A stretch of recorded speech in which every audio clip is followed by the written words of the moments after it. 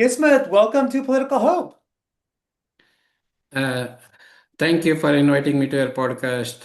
Nice meeting you as well virtually. So first and foremost, what does Political Hope mean to you, Kismat? I mean, the word talks in itself. I mean, we really need a lot of hope and lot of effort on the political side. I mean, and I think that's a foundation. If we do that well, I'm sure we'll thrive. We'll do very well. And the thing on the leadership and the top level, if we can get that situated, I'm sure the country will be way ahead in terms of all the parameters that we can measure. Yeah, I mean, I think it's important. Leadership is key to everything, and I think that's kind of why I see that you're running. You're running here as assessor. What is assessor? What is this? Yeah, so essentially, what a assessor does, or a county assessor rather does, is they basically appraise or they evaluate the properties like commercial, residential, business property, even matter of fact, the equipment and stuff like that in the county. And so basically, they collect all the taxes from the county. And if you look at Contra Costa County, that's pretty huge.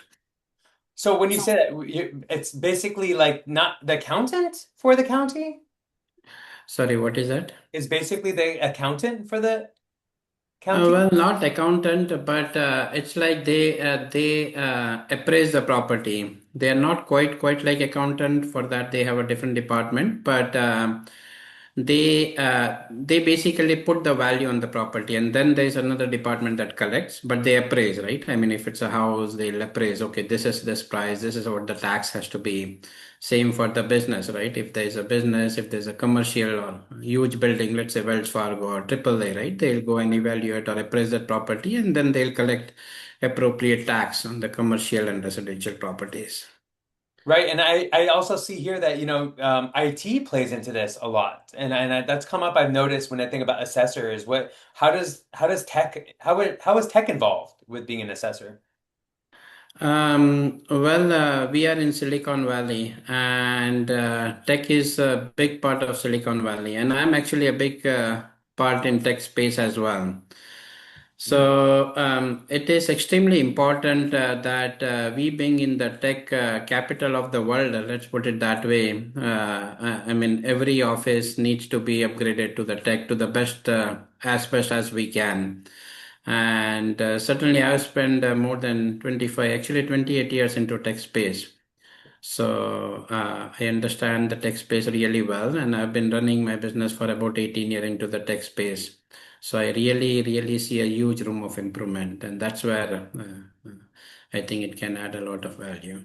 What is the I think I saw in your tech experience that you've done work with the Tycon, and I got exposed to Tycon when I was in college. I remember, and it was such a great experience because I think I was modeling. There was a fashion show, and some huge fashion designer was brought from India, and I got to model, but I got to meet all these leaders and all not just the tech space, but different philanthropists and different people in the Indian community from the different diaspora, from like all over the Indian diaspora. So can you explain like that experience and what is that? What is Taikon?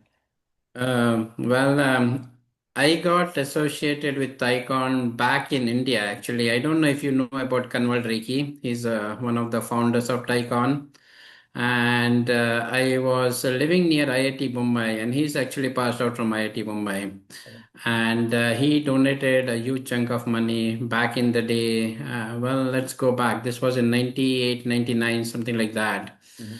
And I was in India. I came here in 2000. But since then, it always inspired me with the huge chunk of donation that he did for IIT Mumbai. And IITs are one of the best schools in India.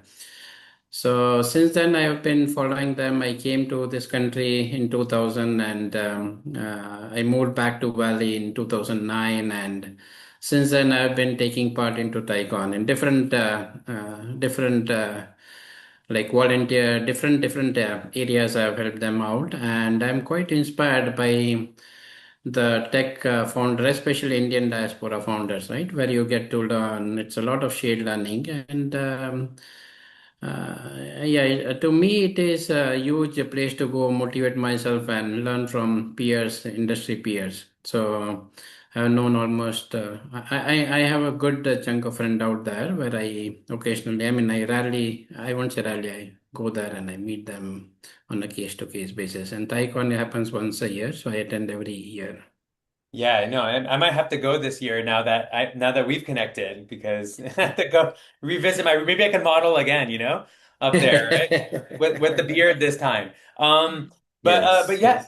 but Kismet, I mean, on that note, right? Talking about the Indian diaspora, I'm curious, like my brother is an accountant and he's Indian and Punjabi and has a lot of the values of being Indian, right? There's certain kind of values and ethics there is about Indian and having from our culture. And I think that people really trust him as an accountant because of that, right? And I think I wonder too, like, how do you feel what your background and where you're from in India and your culture, how does that play a factor? And how does that play a factor in a responsibility like an assessor? Like, does that make a difference or not? Um, well, let's go to the first point. You mentioned about Punjabi and where you are from, and Kanwal Riki, one of the founders, and have a huge respect. He's from Punjab as well. And when he Yay. sold his company back in the day for 300 million, I thought that was a big chunk of money in 1980s, right? So 80 or 82. Wow. And as you speak, right? I mean, yeah, most of the Indians, or at least a good part of the people who come on either student or a work visa, uh, they come through a lot of struggles, especially, and they have, especially if you were to ask me, I mean, we value so much. Because our upbringing is, I came from a very modest family, so and I mean, to me, I think balance sheet or accountability is the biggest thing that we all learn, right? Be in the means, to make sure you are living within your means and stuff like that. And honesty, integrity, those are the things that we are taught right from the childhood, right? So in my life, I never saw cutting corners and doing stuff, right? So I think it really helps, and I think that's why a lot of folks from that part have succeeded and done well, especially in the tech space and in Silicon Valley. I'm sure you are aware, and there are a lot of good names out who have done well. Right, but then here you are getting into government, right?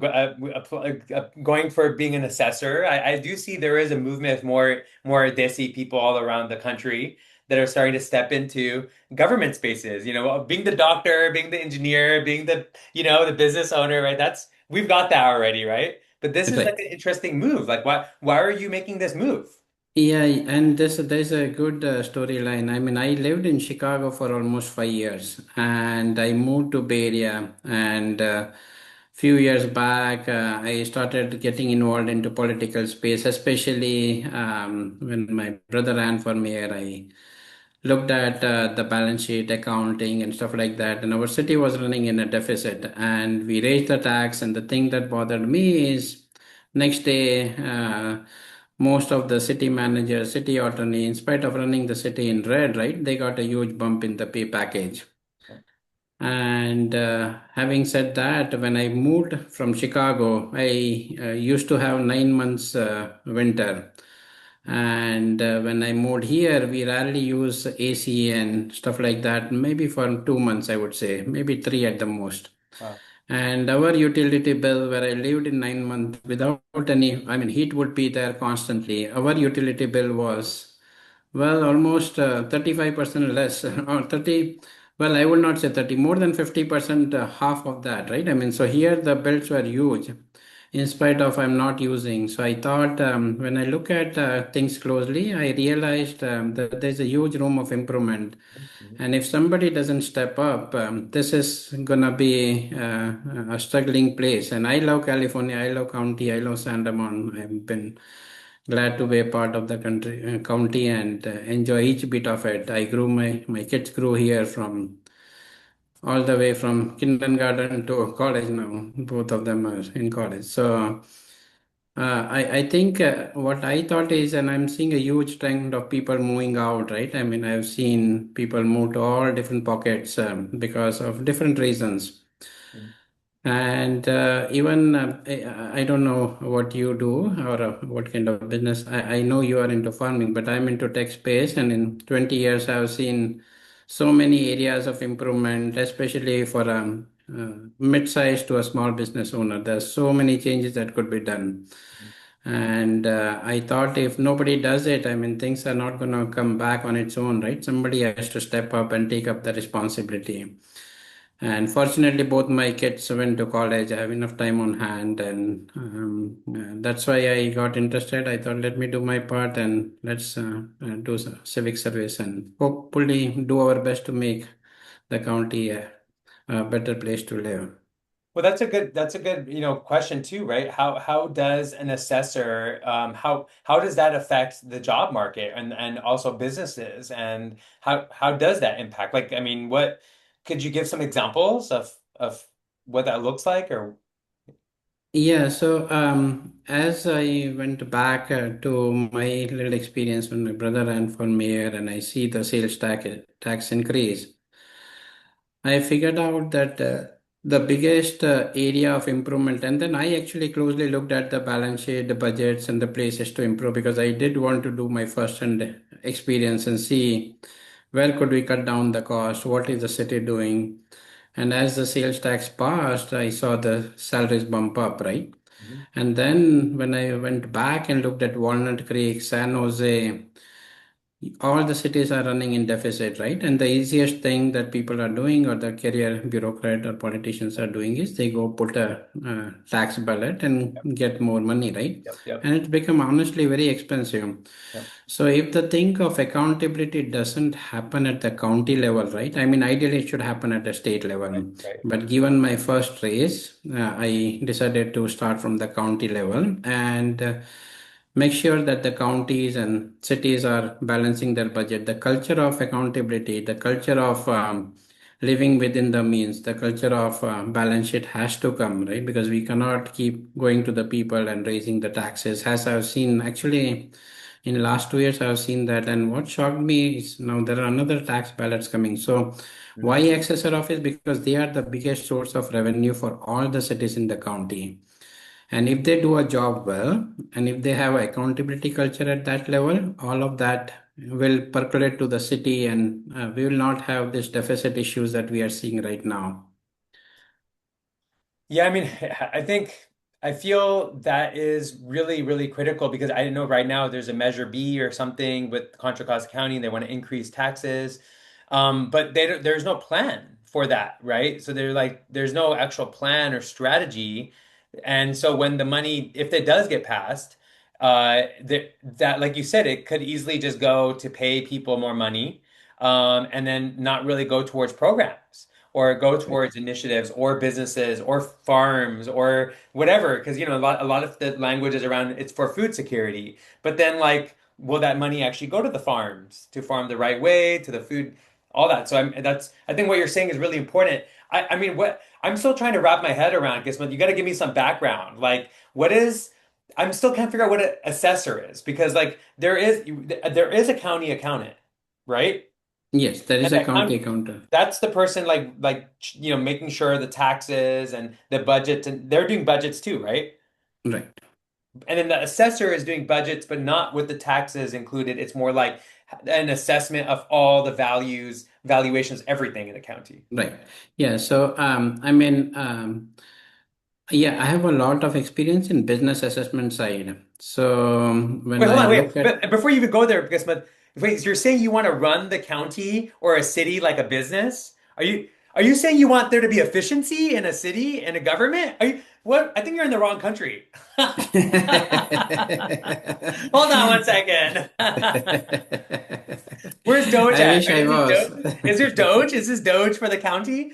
Um, so I just want to acknowledge that, like you saying that is very radical in itself of us like actually treating like the money that's being brought in and actually treating it like a business. I think I just want to put some emphasis on that. That's not normal, right? Um, because that's the biggest balance, I mean, the biggest source of fund is the assessment. If we do that right, I'm sure, because if you look at it, there are a lot of favors that are given to corporation, different other areas. If we do that right, I'm pretty sure we will have enough funds to support the cities.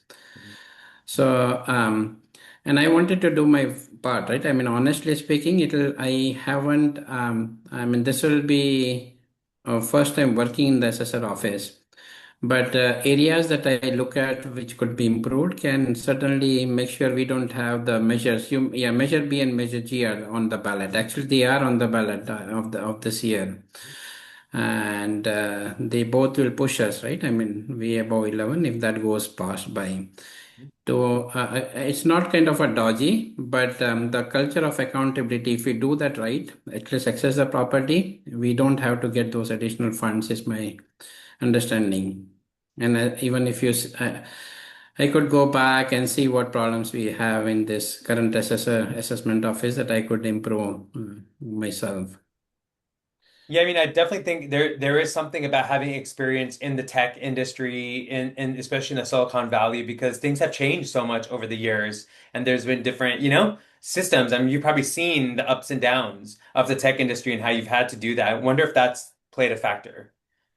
That's actually a huge factor. I mean, honestly, that's a huge factor because if you go and I don't know how much have you done the assessment or how you have interacted, but as I'm speaking to people, I'm realizing the process, I'm realizing the delays, especially with the age of AI. I'm sure we all have seen that there's a huge improvement. I know people in Silicon Valley are worried with the layoffs and stuff like that.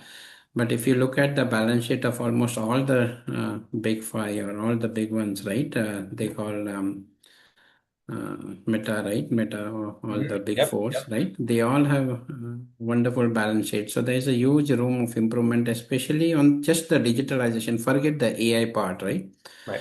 So you could just make it digitalized each and every operation. I was comparing Contra Costa to Alameda, and I've seen how the new assessor has put a lot of work in there and digitalized. So I see a lot of those room of improvement here. So certainly being in 25 years in this space, I feel that is a huge area or a lot of areas that I could improve. And we can certainly try to make sure those cost advantages balance our balance sheet. Yeah, and that's huge. I mean, I think when you were talking about valuing things, right, too, um, that's an interesting one because something like Contra Costa County has such a wide variety of space. Because I mean, you think about how much industry is here, how much land. Like Contra Costa has a lot of land, right? And I don't know if it's valued properly, right? Some of it's very old and like hasn't been, fixed and built in a long time. Some of the county is huge industry, right? Correct. Are they even operating anymore as much as they used to, or whatever? Are they going to transition? There's all this stuff is up in the air, right? Is that also what an assessor kind of works with too? It does, yeah. So, just to give you an idea, there's more than $300 billion worth of properties that are accessed by the assessor office. And the revenue is almost, I would say, a little north of 11 billion, right? But Wow. what happens is, you rightly mentioned there are businesses that come in, there are businesses who go out, right? Because this is how the US operates, right? I mean, it's very competitive. Businesses survive, businesses go down. So they reassess every now and then, depending on how the commercial market went down, right? As we all know, the market tanked with a lot of layoffs and stuff like that. So they reassess the property, and then yeah. So to answer your question, all of that happens through the assessor office. They will look at the parcel. They'll see what is the relevant property around. Now there are areas like there are not very many refineries. It's very easy to assess the house, right? Or it's very easy to assess a particular business, right? If it's a bank to bank, there's a commercial, those are easy to access. But what happens if you have a stadium, or what happens if you have a refinery, right? You don't have many other refineries to compare. So then that becomes a very tricky or critical part for an assessor office to do it right, because then we have different formulas that we have to apply. But going back to your question, yes, they do look at all of those lands and the businesses and all of that coming in, going out, all of that happens on a regular basis. How does one mitigate not being influenced? Because like this is could also is like I can see a lot of hera-feri. I mean, for those people who don't know your don't know your Hindi, but like hera-feri, how would you describe hera-feri? What's hera-feri? Because that's how what Yeah, I mean, you can call it underhand dealings, right? I yeah. mean, and see, that is the biggest thing. I mean, that inspired me. If you look at the current assessor and number of litigations that he has on him, right? I mean, being there for 32 years, I mean, I never, or I rarely see an employee on the same role for 32 years, right? Now, he's been in the space for such a long time, in spite of multiple sexual harassment and different other areas where you call underhand dealing, right? Where you call not integrity done without integrity. So those are the areas that I definitely see a huge room of improvement. I mean, I never imagined that millions of taxpayer dollars have been gone to pay towards the claim of a current assessor and then underhand dealing, right? So those are the biggest area that inspired me because the culture has to change. It has to come from top down, right? Yeah. So, like you mentioned, your political hope, right? I mean, we all want a leader to be not corrupt. We all want a leader to be a role model and stuff like that. I thought that could be something that I could improve, especially given that what I've seen, and especially with the tax increases, all of that inspired me to really look at this closely and give it a shot, right? And do your best and see where it goes. I mean, Yeah, I mean, I think that's important. I mean, you bring up a good point. I think it's that kind of these under dealings, but also these litigations, and there's a lot of wasted money, right? And that money could be going towards employing people, towards providing more health services, providing more food for the community, maybe energy being cheaper, or maybe things being cheaper, right, for the regular person. right. But if it's all being going into these other things, it's not good. Okay, let's flip it on a little bit. Let's flip it a little bit. Let's say, Kismet, you get this. You are elected, right, into this. And by the way, June 2nd, after June 2nd, that June 2nd is for the assessor. There's no like another round in the fall. It's just that's the decision for June 2nd. Uh, no, that is a primary, right? And currently there are three people running for this role. Okay. And let's say first two, they'll be moving to the First two. November election, right? Okay. But at the same time, if somebody goes above 50, then yes, this will be an end of it. Okay. But as of now, there are three people, and we don't know. June 2nd, probably at 8 o'clock, we'll know where this is heading to. Oh. But I hope I win and do my part and make the changes that I am very, very keen to do. Yeah, and I mean, I do want to, I'll share probably at the beginning of the podcast, but I did try to invite all three of you to have a discussion, not a debate even, more like a what is an assessor, and what can it be together. But thank you for answering the call, Kismet, and coming into the hot seat, the political hope hot seat is not too bad. But like let's just say, right, that you get either more than 50% or in the fall you then are selected, right? What are some of the things you're going to do? Like what do you see yourself doing in the next couple of years? In this assessor role, what do you see yourself accomplishing? Like like a best case scenario, like what's happening? Yeah, so the biggest thing that I plan to look at is improve all the processes because we can't have another new litigation. Because if you are in California and if you have been through any lawsuit or anything in past, you'll realize how expensive it can go. Legal fees can almost it can be pretty nasty, right? So one of the biggest area I plan to improve is look at every process, look at all the process, look at review why the other cases happened, right? Right. And make sure we address those ones. So there is no other lawsuit coming on the assessor office. Second area of improvement is I wanted to make it a completely paperless office. What it essentially means is that every process, every document, every workflow has to be digitalized. Yeah, What it also means that we don't have to go towards the office, file the claim, look at, appeals, if you have to file, you go take a paper and you file the paper and wait a long period of time. Especially in this digital age, I have been on projects since 2001 too, right? When web came into picture, and we have been digitalizing since then. And I'm here in 2026 looking at stuff that hasn't been done, or rather there's a huge area of improvement. I fail to understand what the reason could be, but to me it seems like a pretty simple thing to do and pretty obvious thing to do. So that is another area that I plan to improve. And as we all know, California has a diverse population. There are people all over different caste, creed, color. They are coming into the country. So what I also plan to do is make sure that we do digitalization where people with different languages are able to see that, understand each and every. Even now you will be surprised when I travel to the different part. I have people who can't speak English. yeah, When I speak to some Chinese restaurant, talk to their waiters.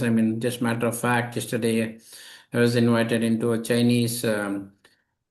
News media, and they had a girl at the front desk who did not knew how to communicate, right? And so this is and then I have Uber drivers and people that I know, and they just don't know talk, right? If you go to Miami, you'll be surprised.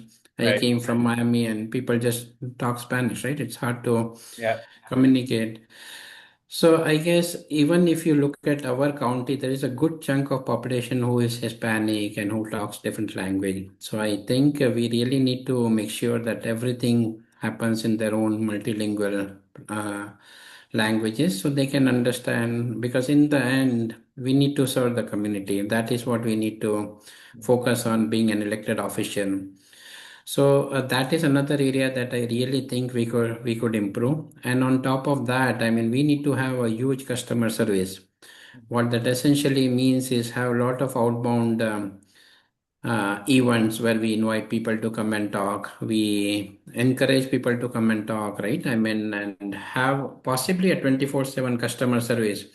Not a human, but at least we should have a way where we get response, because in this digital age, as of now, our business implements a lot of services wherein you could have no front desk, right? So right. areas like that could be improved because AI has taken care of a lot of those stuff.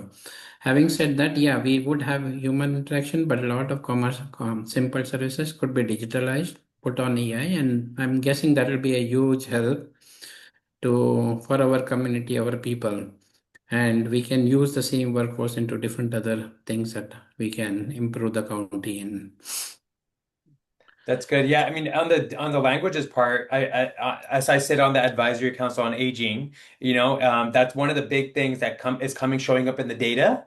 Is even though they provide so many surveys to all the seniors in the county for services, because there's a lot of free services that are paid by our taxpayer dollars, and seniors get food and mobility offers and even technology support. But a lot of the people in the county don't speak English. So they don't get any services. And because there's not a pathway for not only surveying but providing services to the people who don't speak English, right? And so there's a huge gap. Even though there's all these services that are they get paid, it's not reaching the communities, who need it, who don't speak English. Right. And honestly, some of those areas are not going on a moon or something like that. It's fairly straightforward, given the APIs and most of the Bay Area stuff, or the Bay Area companies are making it right here. Yeah, It should not be that tricky or difficult to do it. So I'm really hoping that we do all sorts of communication into the language that is preferred by our residents. right. So, and then same with the Chinese community, Asian community, right? Like I told you on this Chinese podcast, I was blown away that the lady at the front desk could barely communicate with me, right? Yeah. So things like that, I see that happen day in, day out. So I'm hoping that will really improve the customer satisfaction index and will do very well on that front if we implement some of those things. Yeah, and I wonder too, even so that's one point, right? But I even wonder technology wise, like what are the ways that technology can support the work that an assessor does, right? Especially when it comes to thinking about value of agricultural land or residential land or commercial land. I don't know, Kismet, have you looked at or have you seen anything about donut economics? Anything about Uh, that? yeah, I was listening to one of the podcast very briefly, but yeah, you can explain me a little bit more. It seems like that's a main area that you have been focusing on as well, right? My I understanding is that. I just have been trying to understand how can we value things both ecologically and socially together, right? Because like right now, we put a healthcare over here, and then we put our water source here, put our economic system over here, our air quality over here. Everything is all separate, right? Right. Right? But like they're not separate. Like your healthcare is connected to your food supply, your air quality is connected to all these things are connected, but we somehow in government we've disconnected everything, right? Despite how connected. So donut economics just connects social things and ecological needs. Hmm. There's things that society needs ecologically, and there's things socially we need, right? Right. Healthcare, education, work, right? All these there's basic needs we need, right? And then Right. ecologically we need air, water, land for biodiversity. We need certain things, right? Quality of nature, right? So Right. so I wonder, right? Like when we're valuing agricultural land, how do we start to also like for example, how do we value agricultural land not just how much money it can make, but what is the social value of the agricultural land? Is it providing good healthcare, connection for the community? Is it increasing biodiversity? Is it providing food for the community? Or is it providing some sort of crop that's going to like another country and it's not even supporting the community, right? These the donor economics allows us to see the system and assess it not only on one part of an assessment, it's like a more holistic assessment, right? Right. So I Right. wonder how like ideas like new economic, I mean, this is not a new economic idea, but this is an economic idea that's holistic. How can that be integrated into valuations? Yeah, no, I think you rightly mentioned this is a huge area that should be considered, right? Normally, the way my understanding is the assessments are happening is like apple to apple, right? We Yeah. see mainly on one factor, right? But now when you bring up this thought, right? I mean, we really need to look at the holistic value. I mean, in terms of social advantage, in terms of what it is giving, I mean, it cannot be just dollar to dollar value, right? There has to be much more than that. And I think that's a huge thing to, it's a good food for thought. I think this has to be something that we need to bring it out to this elected official and see what can we do because in the end, I mean, money is just one component, right? There is a lot more to the life than that part, right? I mean, you mentioned socially, economically, and then we need to make sure how health conscious we are, right? I mean, a lot of those things add to the bottom line.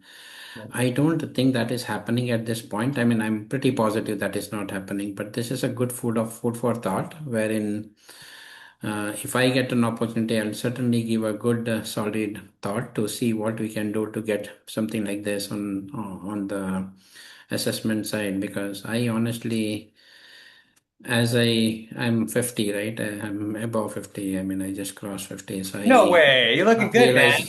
Looking good. realizing. I start realizing that in the end, I mean, we need to have a lot more than just a dollar to dollar value, right? I mean, we are a social human. So I think what you are bringing out here is a huge area that one needs to consider. I don't know if you have been talking to official and what how far you have gone with this, but I think it's a good thought and should be considered as we move along.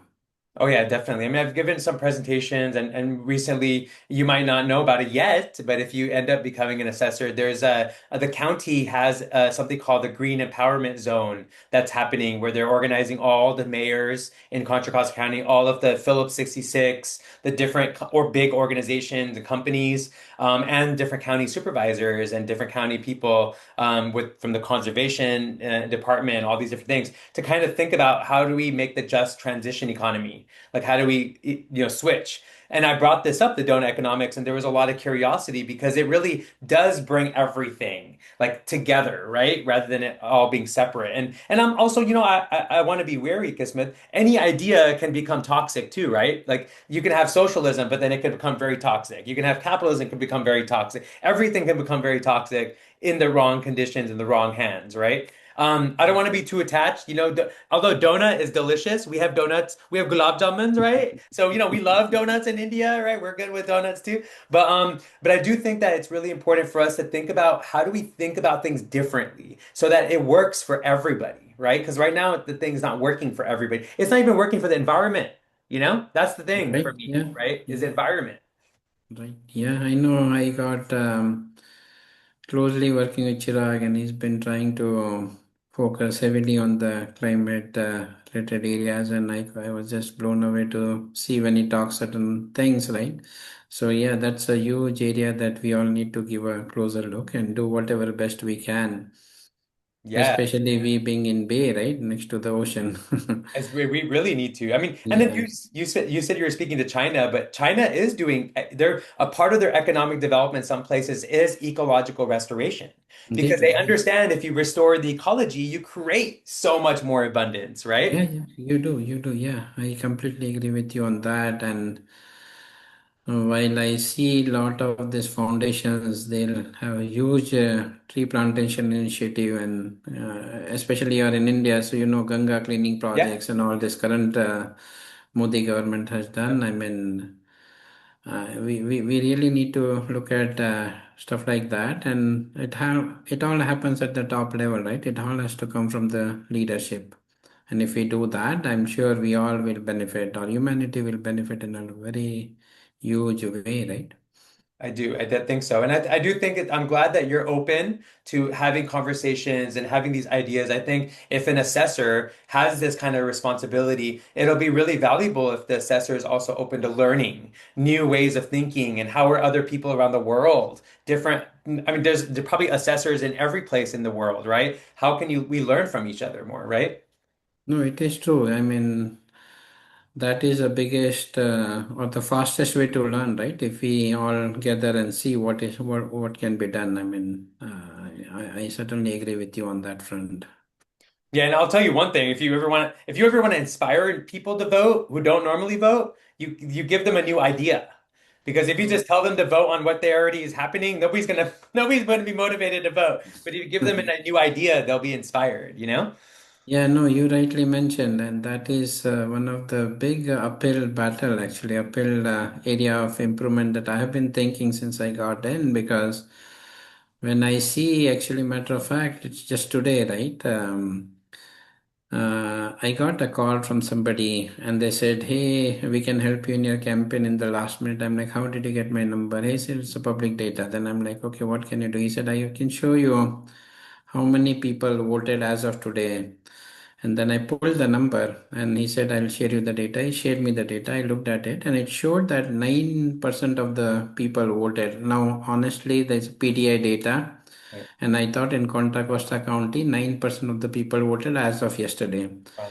And when I go back and look at Alameda County, that was two, Santa Clara was two, and I'm like, wow, I mean, this is just not making sense. Huh.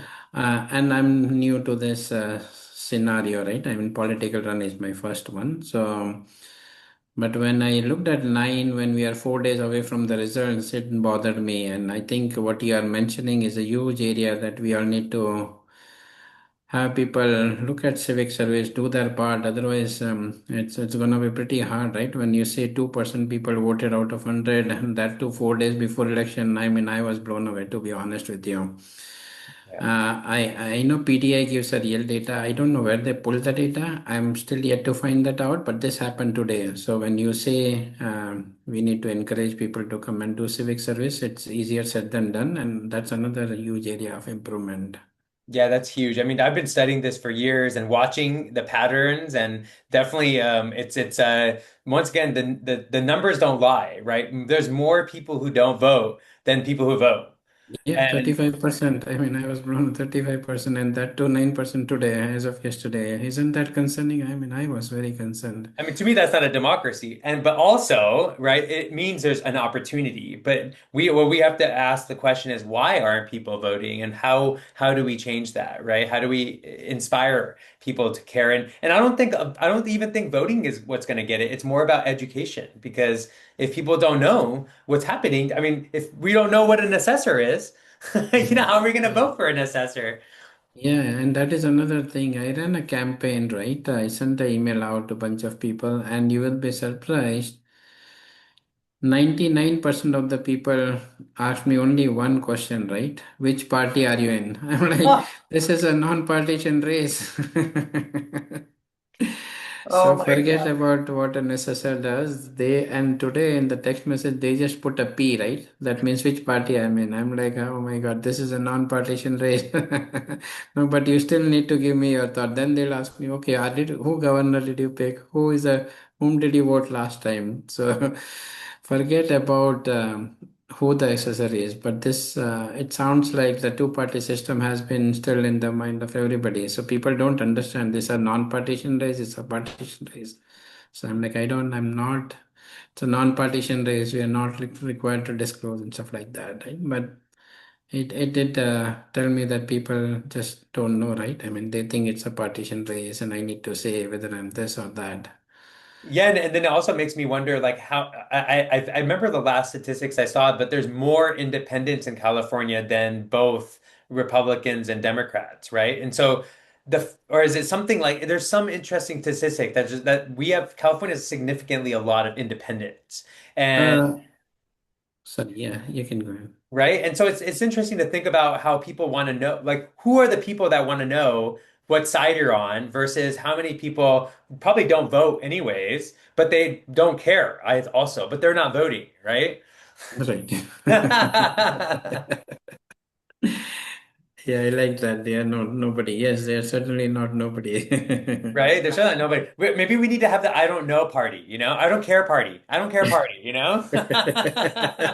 What party are you in? I don't care. Oh, I great. I don't care. like you. Yes.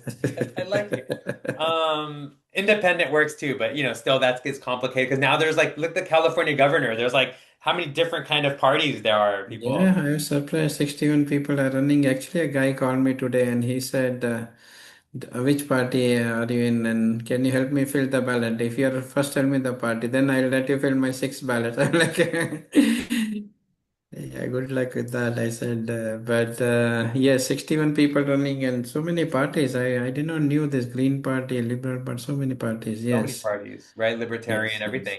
And I've interviewed Liberal. people from different parties, and I think it's important for there to be more awareness, right, of the different. Look at India, right? How many parties do we have in India?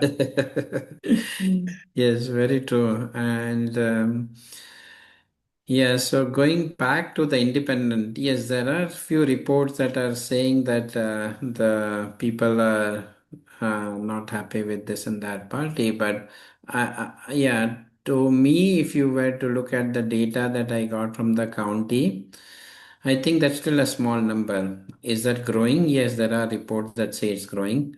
I am not quite sure how that will happen. Once we see the results for this one, Okay. and once they are out, we'll get a real clear picture what reports are correct and stuff like that. But as of now, I think it is still less than 20%, at least from the election results that we got last time. Interesting. Still, Democrats are 51, I think, Republican are about 22 or something like that. And Very then we have small chunk for Liberal, this other parties, Green Party and right. Liberal Party and stuff like that. Well, on that note, Kismet, what is obviously your brother is running for state assembly, and there's a few other people. What is this network that you guys have? Like, how is that working, and what is the intention of having this? Like, Honestly, it's just shared learning. Let me put it that way. You mentioned a little bit about Accessor, right? They all collaborate. They all see what is the good areas of improvement and stuff like that. I have very little knowledge, or I don't know as detailed knowledge as I know about an Accessor, that what an assembly does or what a county clerk does. But it just we collaborate and learn from each other. There's nothing beyond that. It's like, okay, what else do? Because we are all. I mean, if you look at our background, most of us are new ones. Chirag got some experience, right? And then there are a few other people that are also running for the first time, compared to the folks that have been on the seat for almost. I mean, if you look at the DA that Gopal is running, that seat has been there for 30 some odd years. If you Wow. look at Rakesh, is running against an incumbent, and same with our office, 32 years was run by one person. So I think it really helps when, and again, being a new one, right? I mean, you have very little support from the huge unions and stuff like that. So what we are trying to do is more see how we can encourage new voters to come into the system, how we can run a grassroots campaign, how we can make sure that we run the campaign which is not more like they say you don't take back funds, right? Because then you're obligated to do return the favors, right? Which is what is happening in the current political scenario. So if you take support from the larger unions, obviously they will expect a favor. So I think one of the areas that I really want to do is work for the people. I mean, that's why my campaign is heavily focused, and actually I haven't taken any PAC funds. So it's heavily focused on we need to collect whatever small funds that they can give, and we need to rather have the grassroots campaign more like I'm sure we all have seen how Mamdani came into power, right? I mean, he put in a lot of grassroots campaign. So I feel I don't know whether his thoughts are right or wrong, but I'm just giving you an idea of the campaign that he ran, right? So similar to that, I'm guessing that it's very important, and that also gives me a chance to talk to one-on-one people rather than a large pack group whom I'm talking, and they'll Yeah. fund, and then I get their voter bank. So I guess to answer, that's something that I have kept as a cornerstone for my campaign. And the other thing, when you go back to your question, I think it's all shared learning.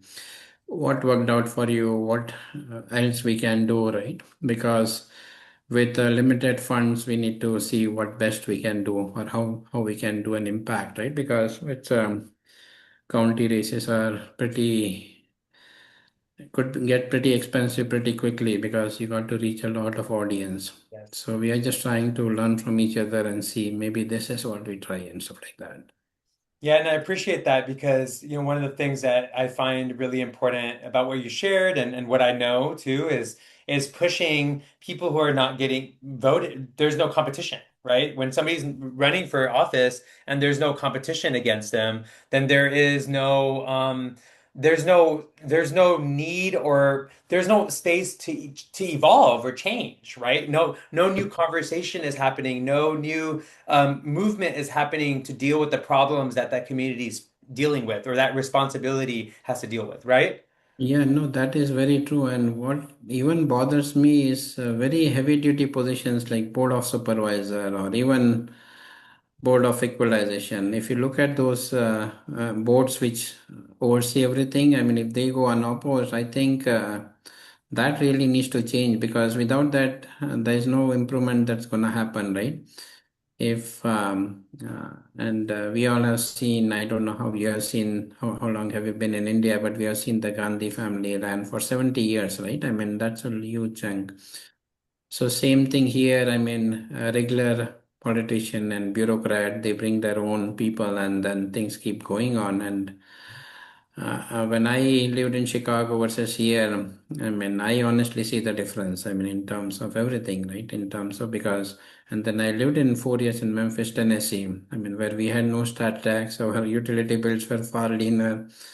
So I think I personally think there is a huge area of improvement just if we copy other states in certain areas, right? I mean, California has its own huge advantages as well. I'm not saying it's all bad. I mean, there are Right. good things that we have out here, but the areas of improvement we could do.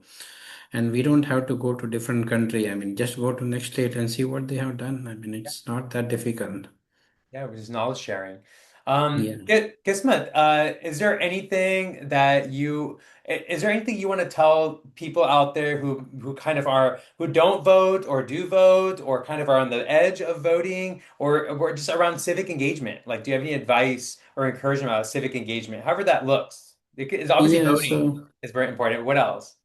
yes, so like we sat together and we figured out and we put some numbers, and I'm actually promoting the video where it says your value of vote is 19,000, right? If you divide the budget with the number of state assembly and senators, and when we come to the hard number, it's about 19K. So we are trying to educate people that, well, rather than throwing 19K away, why don't you just go and buy or do a vote, right? I mean, because there is so much value for your voice in terms. So that's one thing. The other thing we are trying to do is educate in school level, right? We are trying to, because we have to take it right from the grassroots level, right? That's where they need to understand the importance. And my both kids, right? I mean, they used to do speech and debate and stuff like that, and I was blown away with the area that they were learning and doing activities in. But when I look at the seasoned politician, I see a huge gap. So I think what we are currently doing is we are trying to educate people from the school level, right, or the high school level, trying to involve them. Even though there are a lot of areas, if we have to pay, we are trying to pay them to make sure they at least learn civic service, they understand. And some of them have really turned out very well, and they got really interested. So that is another thing that we are trying to do. And then obviously sending out videos, how important it can be to vote. I mean, when I get a call from anybody, like, I mean, the biggest area is what are your thoughts, right, in terms of party, because they just don't know, people just don't know what an accessor office does. So even though I share my thoughts, I encourage them to go and talk to another 5, 10 people, and at least don't vote for me. Just go and vote for whoever you like. Just do some work, because it is a value, right? In the end, because somebody has to stand up and do it. Otherwise, I am only one vote, right? I mean, they have to put their count in, right? Yeah. So those are few areas that we are trying to do. So that way, there's a lot of involvement, right? It's not just union and the politicians running the country, right? We need more than that. Yeah, and I think it's really key, like you said, you educating the youth because they become the adults, and if they know how to be involved and how to care and how to have agency, this is really important to feel like you have power. It's actually a part of your mental health to feel like Correct. you make a difference, right? You matter. Yeah, yeah. So we are running competition across different areas, different platforms to see that people come and vote, and we give award to those people who really have a good content for people to I saw that like vote. $500, right? For somebody to Yeah, do. we have first, second, third prize that we all are going to give it. Good. So yeah, at least good for kids to have something on the table, right? Especially younger kids, Yeah.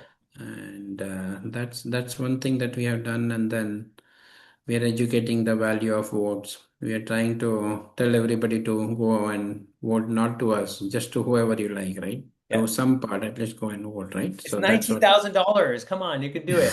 It's a lot of It's a money. big chunk. I never put that math. I mean, when it came, I'm like, oh my God, I am spreading that word out left and right, That's because we need, when 32% or 35% of the people vote in primary, I think that's and honestly, good thing with California is we have open primaries. If you go to other states, they yeah. don't have this. I mean, they don't have open primaries. I don't know how much you know, and I think that's a good thing that California has done. So we need people to go out and vote. Even 35 is very low, but at least when I saw today 9%, I think I'm hoping this last day people are gonna just push in whatever they get in without studying. So Well, it's also bad timing for all the college students because the finals right now. So it's like, dang, you know, that is very true, right? Yeah, you're not gonna get yeah, any college students. yeah. And then when I looked at the data, I was telling my wife, we just came back from our regular walk, and I said, the 9% of the people who voted, right? Again, don't quote me. This is a PTI data, and PTI is a very well-known name in the this political side. And when I saw the data, it showed that people about 60 or 50 plus they all have voted, right? Yeah. Because I'm like, you know what, they only can have time with three kids, two kids. People are running around to make ends meet. Honestly, I remember so many games and stuff like that that we had to take. I mean, I would rarely find the time. So, I mean, it does show. I mean, only people of that age has voted. Other people are just pushing in the last minute ballot. Yep, yep. And probably don't know what assessor does or anything, so they're just voting on who they know and Yeah. it's- Yeah, that's what I was surprised. The guy calls me today and he's saying, "Are you Democrat? We have six ballots. I'm putting my glasses. Tell me whom I vote." I'm like, "What?" Yeah, so oh my stuff like that happens all the time.